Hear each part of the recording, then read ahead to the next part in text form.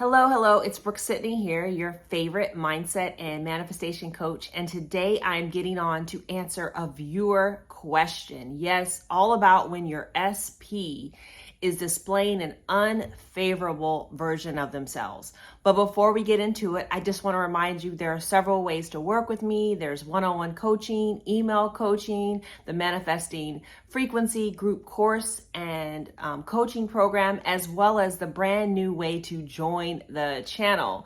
The channel has a couple of different tiers, but basically we are launching soon a manifestation book club, live Q&As, and more. So check it out. So today I am so happy to answer one of the subscribers or viewers of this channel's question. That's all about what do you do when your SP, in this particular case, her husband, is displaying the unfavorable version of themselves. So it all comes down to us. Yes, us. Wouldn't it be so much fun if we could just blame them, right? If we could just have them say it's all their fault. I mean, you can, but it's not really helpful in having you change your situation, or more importantly, change how you're feeling and thinking and believing about it. So I'm going to talk about several key things to do when your SP is showing up unfavorably, or meaning not how you want them to. The first thing that, we know in the manifestation community is that our 3D reality, including the people in it, are reflecting us from the inside out, right? In some way, shape, or form, they are our mirror. They can be the mirror of what we've thinking right now, what we've been thinking, how we're feeling, or truly how we believe things are supposed to work. So there is always an element, I feel like, of the mirror principle occurring. Sometimes it's not literal. Sometimes I feel like it is a gift in terms of thinking through what we could possibly be reflecting, or what that person could be reflecting back for us. So the first thing that I want you to do, and I'll tag the mirror principle video, is to start thinking about whatever aspects of your SP, in this case, your husband that you live with, what are the aspects that are unfavorable to you, and how do you see them in yourself, in your life, or in your, maybe even upbringing? Like, what subconscious beliefs maybe are you holding on to that your husband, bless his heart, is mirroring for you? So you just want to start to begin to think about it, because in manifestation, we manifest from the inside out. We manifest who we are. So the people that are in our environments at some level, especially those closest to us, they are here as a gift to us to reflect back things that either we're desiring or we used to desire, or things that we've hidden that are usually our natural assumptions or our customary ways of thinking and being. So after you kind of like mined this juiciness for, what do I need to learn from this? What is the SP showing or presenting that can, that I need to learn, or that is helpful to me somehow? Because even in the most, I feel like, dreadful situations, there's often something that we can learn from. So let's just say that, maybe the person is more argumentative. Well, I ask you to ask yourself, what part of you is arguing with them? Maybe in your mind, in your imaginal acts, in your inner conversations, or what part of you is arguing with you? And that's going to bring me to my next biggest thing that I think is so helpful, other than trying to kind of figure out what the subconscious is thinking and what the gift of the 3D and the SP have for us, is forgiveness. It's forgiveness. So often when the SP or anything that's happening in our life is not showing up the way that we want, and we have some kind of past experience with it, so often we are holding on to that past experience. So much so that we can't move forward. We can't see it anew. We can't build a new thought pattern, dominant assumptions, beliefs, which are thoughts empowered with our feelings that we keep thinking over and over again. It's really hard for us to establish that new way of thinking, that new dominant assumption, if our natural assumption, or the way that we have been thinking and feeling and believing, we haven't let it go, right? Maybe there's something that happened in the past between you and your SP, or you and your husband in this particular case, that you're still holding on to. So I'm going to ask, have you forgiven the person, right? In this case, your SP, the husband, for whatever is presenting, whatever troubles you are seeing, or whatever has gone on in the past. Maybe there's always some forgiveness work that we can do, because remember, we're not forgiving for them, we're forgiving for ourselves. And there's a really excellent book called Radical Forgiveness that really goes into depth with this. But really, forgiveness is one of the best ways for us to let something go, to surrender it. But it's also like cleaning the slate. It's cleaning our plate so we can now put new assumptions in. We can start to stop thinking and fixating and ruminating on the past, right? Because if you're ruminating on the past and you're still thinking about how the person used to be, or in fact, how you all used to be, it's going to prevent you from seeing your person anew and moving into the new timeline and the new version of them that you so want to see.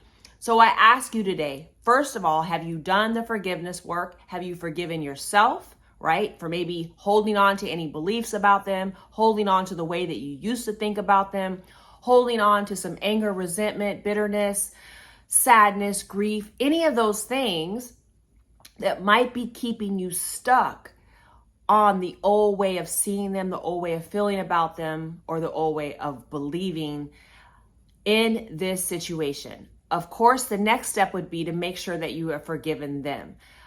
Whatever this person is presenting, or however it is unfavorable to you, perhaps you can forgive that. So maybe if they're lazy in this case, or maybe that they are not cleaning up, or maybe they're not being romantic enough.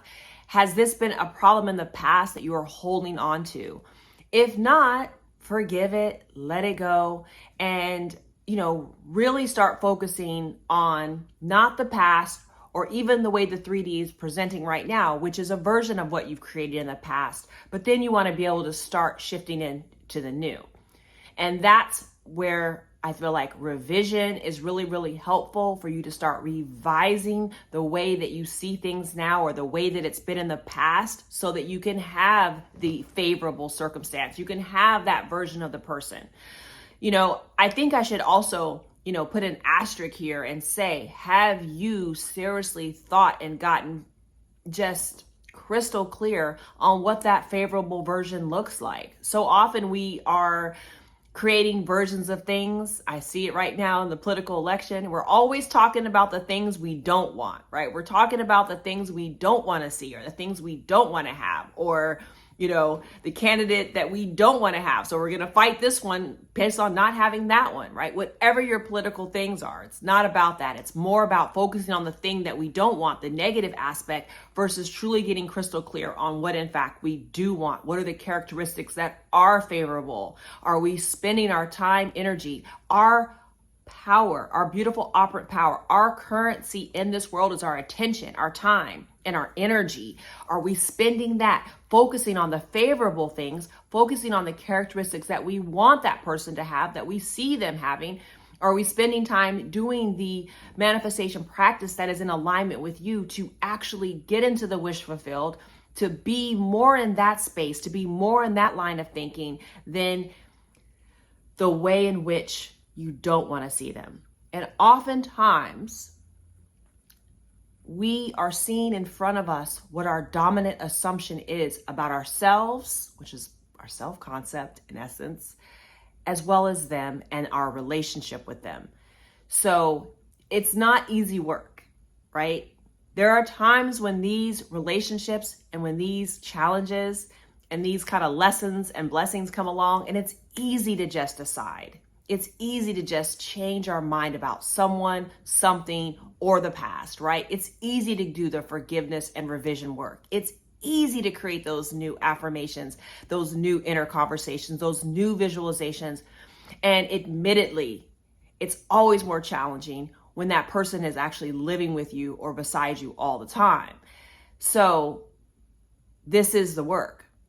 But what this work will create for you is it will start if you allow it. If you allow it to transform you from the inside out. If you allow it to draw you into your imagination, your inner wisdom, your divine kingdom, your 4D, where your power lies, your oneness with the divine. And I just talked about this in the recent video about being delusional and what delusion is, because there's an element of delusion. There's an element of denying the 3D, denying that unfavorable version of your husband, and truly starting to say, no, the version that I am creating, the version that I see in my heart, in my spirit, and my mind, in my inner conversations, in my visualizations, the version that I'm talking about to myself all of the time, right? In those moments that I see what I don't want to see, how am I responding? Am I reacting and allowing it to take me completely off course and go down a rabbit hole where now I'm just enmeshed in the feelings and the thoughts of what I don't want to have? Or am I allowing it to be like, that's interesting, and then go right back to what you want to see, what you are imagining, and what you are manifesting, and what you are at this point in time, right now, even as I'm speaking, creating for yourself and for him and for your relationship. So ultimately, our power lies in making the decision to change the way we think, the way we feel, the way we believe, not only about ourselves, but about them, the SP, and the relationship. And remember, a lot of you are like, why am I listening to SP videos? I don't have a love interest, or it's not a thing. You can substitute anything for the SP. You can substitute your desire for a job. You can substitute your desire to move, your desire for a home, your desire for more money. Ultimately, it is the same thing. When something in your 3D environment is not appearing the way that you would like it to be, our first step is to stop giving attention and focus on our thoughts onto the thing that we don't want to see. Acknowledge it. Yes, it's there. And then immediately go into the way that we want to see it. Start speaking of it as if it is, right? We speak things into being. We think things into being. We immerse ourselves in the thoughts, the feelings, the beliefs, the visualizations that transport us to the wish fulfilled. Because it is in that place where there is a separation between the wanting it and the having it is the embodiment of it. We become it. Those thoughts of it becomes the thoughts of being it, the thoughts of I am already here. I am already in it. I have manifested it. I am it.